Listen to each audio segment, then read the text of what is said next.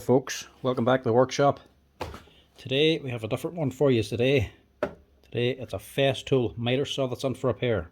This is the KS120EB Festool 10-inch Mitersaw. Customer's dropped it in and says it's losing power and it's starting to smell. So that's never a good sign to begin with. We'll switch her on and see what she's at.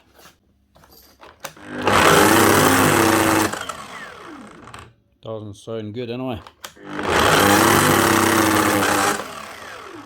Yeah, that's a motor. So, gonna need to put a new motor onto this one. Now, Festools generally I wouldn't be all that fond of, to be honest.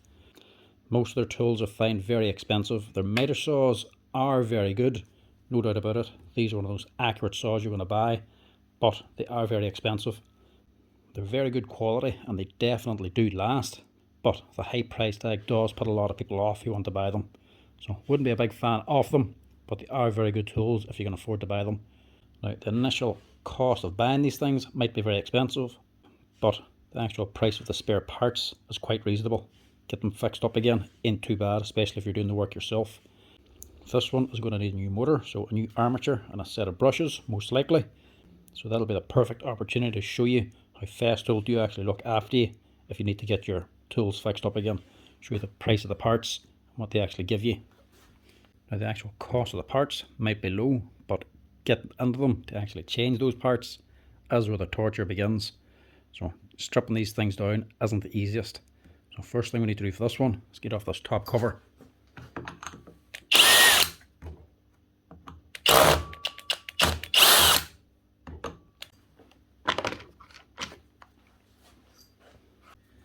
Like I say, these things are good enough quality. They do seem to last, as you can see from this one.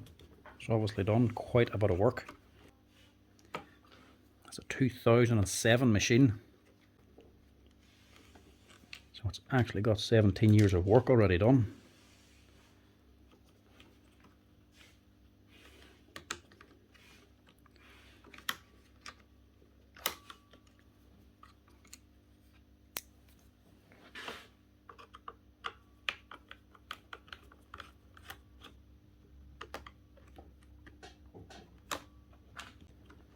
Quite a bit of wiring in these things, so you want to take note of where all the wires go and how they go in.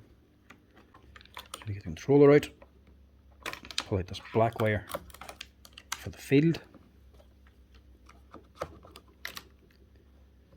and take out that blue one, and then there's little connectors for these fine black and red wires. Disconnect them, and obviously your live and neutral, which weren't well fixed onto there. They just came straight off the spade.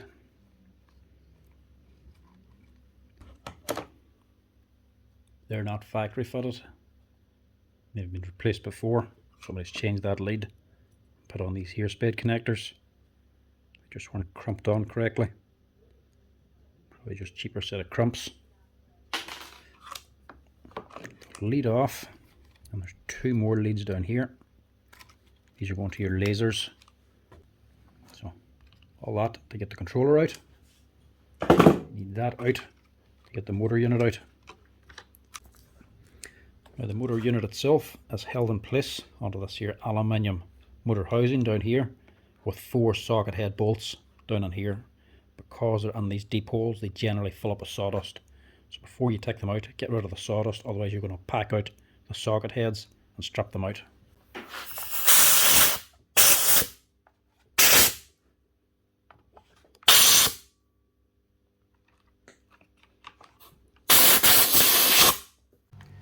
Now, I'd love to be telling you to just take them bolts out and lift off the whole motor housing, but sadly it's just not that simple.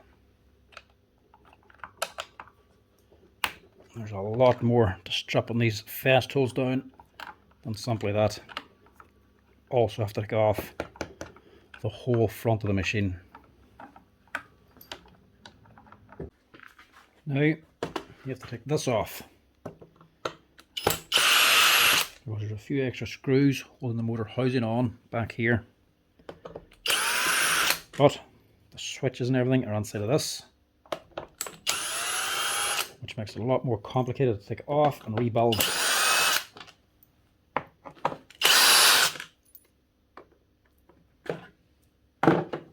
Now, there's another screw way in here which you can't access because this thing's in the way. But that simply pulls out. And you can get to the socket head inside of here then.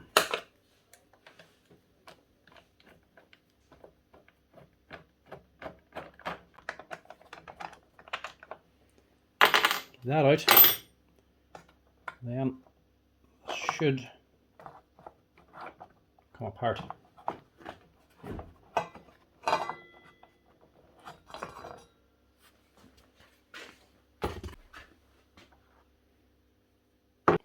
All that, so you can get that bar out and spring. And also there's two screws here that also have to come out. They actually screw the handle onto the motor housing, but as you can see in this one, they've already been removed, so somebody's been in this before in the past. I'll just show the handle setup on this here, because I know rightly somebody will pull the handle off and all this is all going to come tumbling out. I'll have to be put back in again. I know because I've done it myself. Up top, the release lever sitting up here, just on a little leaf spring underneath here. The handle itself is hooked on here with a spring. It's also hooked into this bar down here. Black piece that this swivels on is in the middle, and then the board and the switch is behind that there. There's a wee bit of an assembly of parts that all have to go together for this here mechanism to work. That all out of the way, should be possible. Take this out. Pull that yellow wire out as well from the field.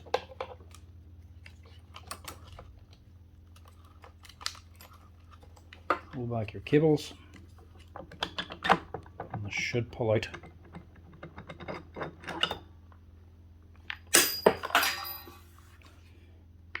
That's your motor housing with your field inside. This one looks okay. Then your armature and bracket is underneath there. As you can see from the armature on this one, she's done plenty of work. And there is where she's actually blown out. That's completely gone. This then pulled completely out. It comes off with this whole lower assembly. Now, if you are changing the motor on one of these, changing the actual armature itself, take a look at that there gear on the end of the armature. See how badly worn it is. See how this one isn't actually that badly worn. The com bar here is completely worn through. But the gear itself is fine. Sometimes they can wear out nearly completely. If they do, and you are replacing the armature, you'll also have to replace this gear here. But this gear is not worn, so this one here should also be fine. Now this is the main piece we have to change, the actual armature itself. And the armature doesn't actually cost all that much for a Festool, even though the actual tool itself costs a fortune. Even better than that, it doesn't just come with the armature. So here's the part number here, if you ever need a motor for one. This is a 240 volt, by the way, not a 110.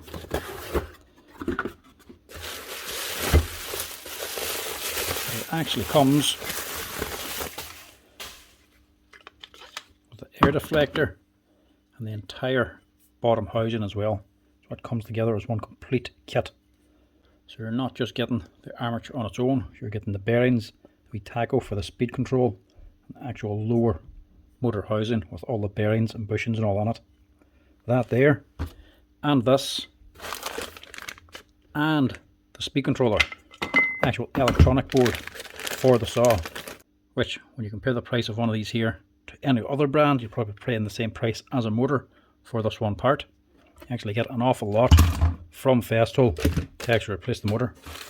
The only other thing you'll need then is a set of brushes. So I have a set here already.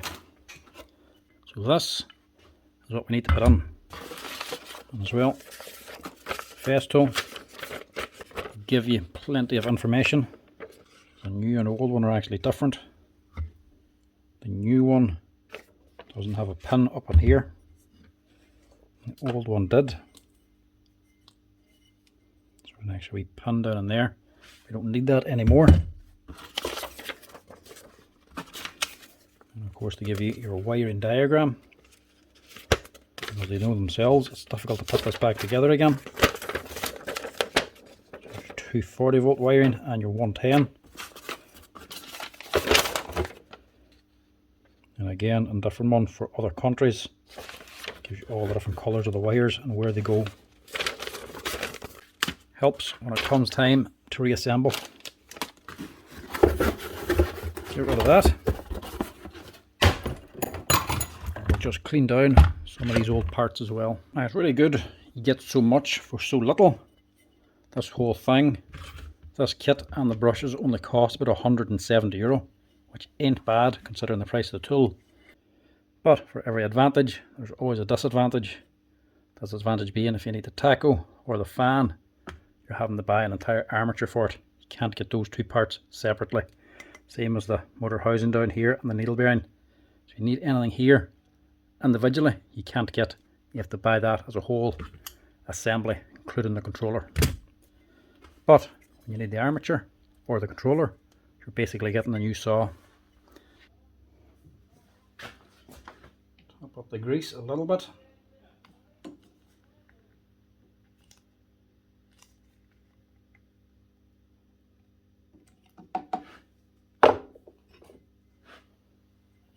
And drop in your new armature assembly.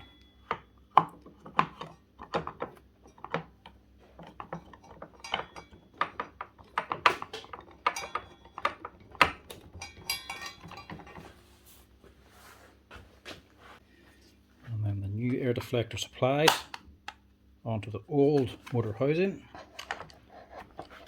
Hold back the wiring. Drop that on. There goes a bit of the handle. And then bolt this all back down again.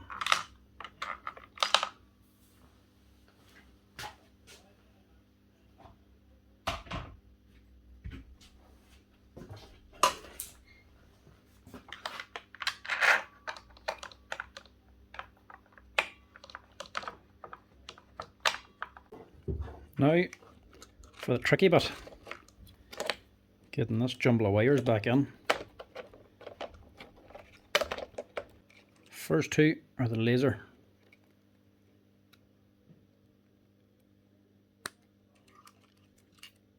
That's the black and the red wires. Click them in. They'll fold down and behind here. That you can put on your live and neutral again. Better connections this time. Proper right angle connections. And they're soldered on as well. So they're definitely not going anywhere.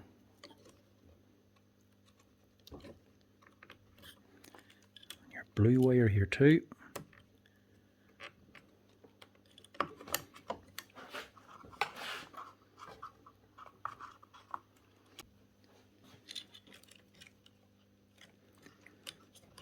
And you have your black connector down here, and your red connector above it.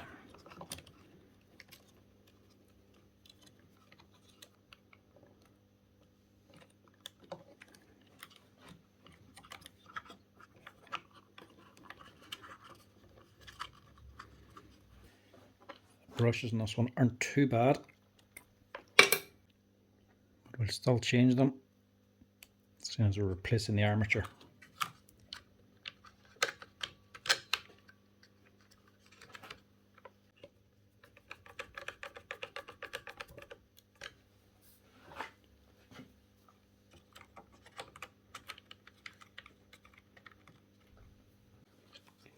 So what have we got? The blues over here to the field, the browns going onto the field, The white is one of this brush holder.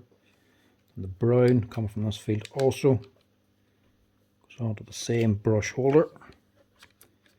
That's that side. And this side, we have the black coming out and straight down here into the field. We have the red going onto the brush holder. And the yellow is down here onto the field. And that's it. Just need to tuck all the wires in. We track for them all. Keep it all nice and neat and tidy. Back on this side. This handle actually fell out. Slides in here. Clicks on up there. And you have your lock, your armature. That's whenever you're changing the blade. This locks the actual armature itself. That slides in there.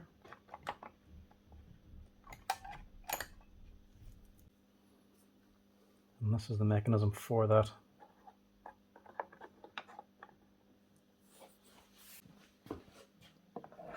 Slide the cover back on.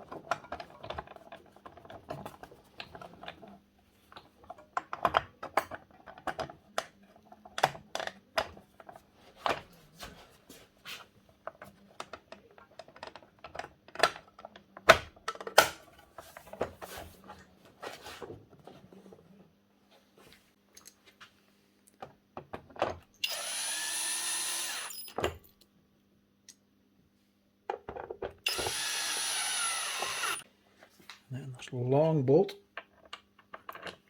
can go back in here.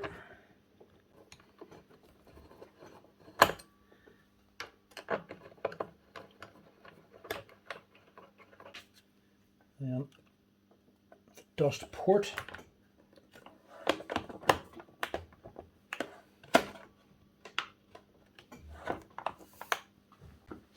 That one has the longer screw. All the rest are the same size. And this pushed back in here. And then lastly, the top cover.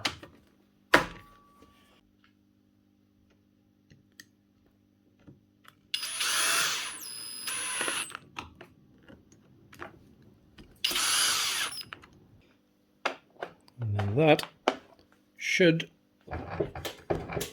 be her.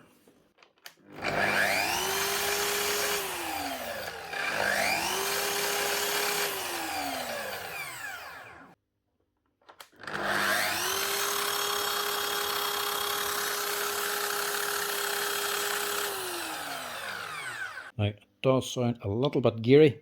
That's because the armature is now meshing against an old gear, so it's going to sound a little bit rough. The only way to cure that is to also change that gear. But just like the armature, this gear does not come on its own. It actually comes with the entire bottom arm assembly. So you have to replace all of this to change that there one gear. Now, for the amount of stuff you're getting, it ain't that bad a price. But for just changing that gear, the price of it is over €160 again. So it does make it quite expensive when you're replacing the two of them. Plus, to replace it, it is an awful lot of extra work. Just to replace this gear, you have to take all this here off as well. It makes it very labour intensive, and if you're paying someone to do the work, it does make it quite expensive to do.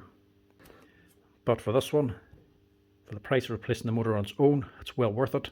The gear isn't worn out, but it is still a little bit worn, so it is a little bit noisy to begin with, but that will quiet down in time. Now, Festool in general, I most certainly wouldn't say they're a bad machine. They're very, very good machines, but they are very expensive. When you buy Festools, you're basically paying for the accuracy and for dust collection. It makes them perfect for the likes of workshops, not so much for people actually taking it out onto sites.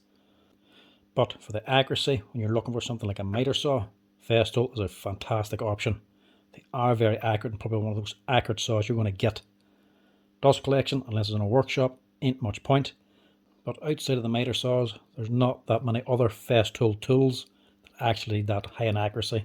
So it's for that reason I wouldn't really be that fond of them outside of the miter saws unless you're looking for something like dust extraction.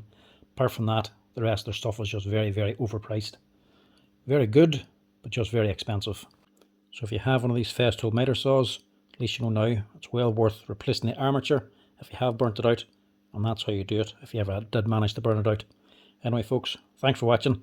Give us a wee like and a follow down below. Cheers.